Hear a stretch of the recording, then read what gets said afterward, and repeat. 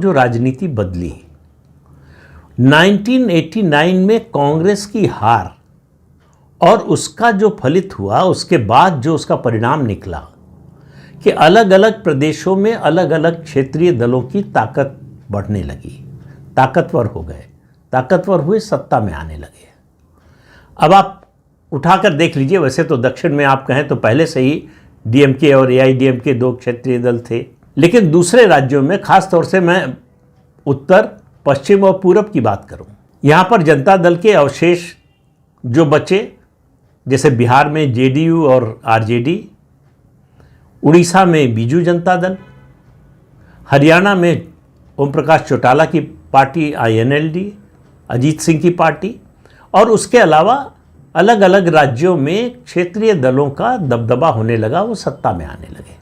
उत्तर प्रदेश में Samajwadi party, Bahujan Samaj party, इस तरह से आप अलग अलग प्रदेशों को देखेंगे। हालांकि शरद पवार देर से आए, 99 में आए, कांग्रेस से अलग होकर अलग पार्टी बनाई, और उससे एक साल पहले जो है 98 में ममता बनर्जी निकली कांग्रेस से और उन्होंने अलग पार्टी बनाई।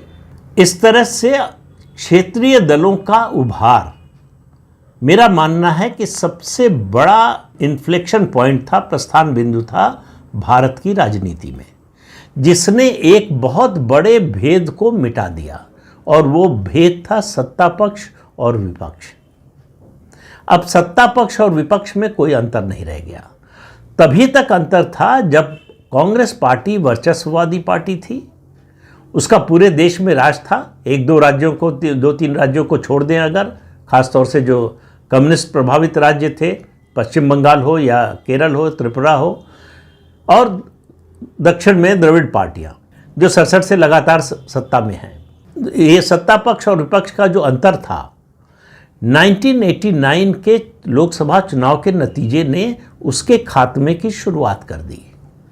आज परिस्थिति ये है कि केंद्र में भारतीय जनता पार्टी की सरकार है और ज़्यादातर राज्यों में भी सरकार है, लेकिन आप ये नहीं कह सकते पूरी तरह से कि वो उसी तरह से सत्तारूढ़ दल है जैसे कांग्रेस हुआ करती थी।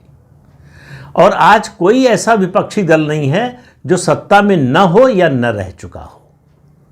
तो सत्ता का स्वाद सब चख चुके हैं, सब सत्तारूढ़ दल हो चुके हैं, सब विपक्षी दल भी हो चुके हैं। तो ये जो एकदम क्लियर डिमार्केशन था सत्ता पक्ष और विपक्ष में, वो अंतर खत्म हो गया। उस अंतर को और ज़्यादा खत्म किया किस बात ने? भ्रष्टाचार ने।